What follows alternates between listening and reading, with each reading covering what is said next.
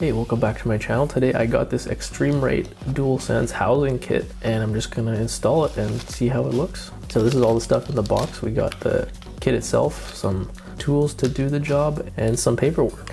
So this is the faceplate itself. I got this funny cat themed one.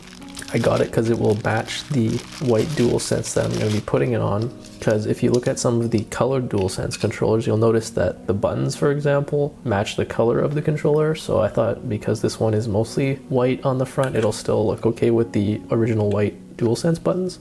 So let's just tear it down and get started. I have an iFixit kit, so I'm not actually using the included tools, but it should have everything you need as well as replacement screws if you lose track of any of them, but you should be able to use the original screws as well.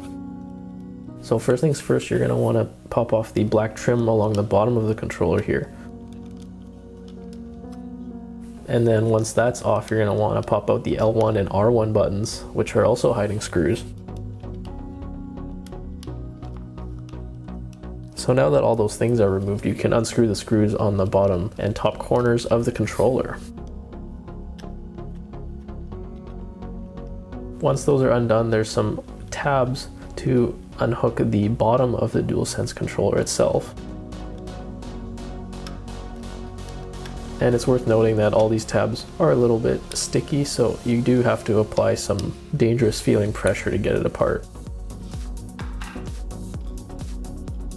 So now that we're inside the controller, the first thing you're going to want to do is remove the battery so you don't damage any electronics while you're inside. And now that the battery's removed, you can remove all these ribbon cables, especially this, I believe it's the microphone ribbon cable from the plastic piece that was holding the battery into place. And then you can remove this screw that was under the battery. Now that that's out, you can remove all these other ribbon cables. So that includes this front microphone and the haptic motor ribbon cables, as well as the touchpad. Once those are done, you can undo these two clips holding the main circuit board into place, and then remove all these screws in the haptic motors as well as underneath that green board that you just removed. And that should be all the screws holding the controller itself together. So now's the fun part where we can just swap all the buttons to our new faceplate.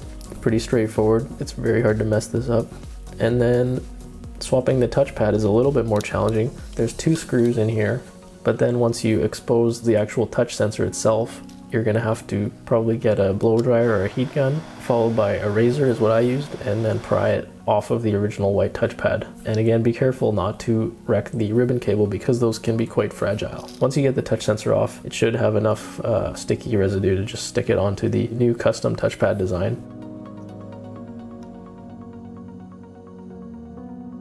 Oh, and make sure you get the rubberized rings from the analog holes and put those onto the new controller. I almost forgot those, but yeah, you can just pry those out from the inside of the controller shell. And then now we just need to put everything back together. So I'll just speed through that, but if you need a refresher, there's two screws on the touchpad. Put the touchpad back in, put the motors back in. There's 4 screws for those.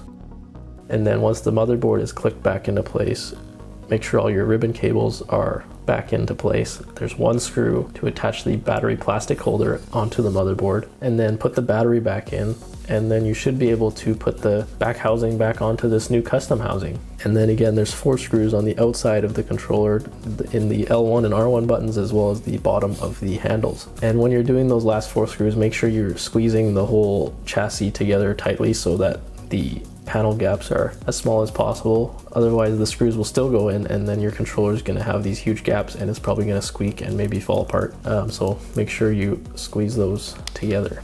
So this is the final design. Make sure you test it, see if it actually connects to your PS5 still.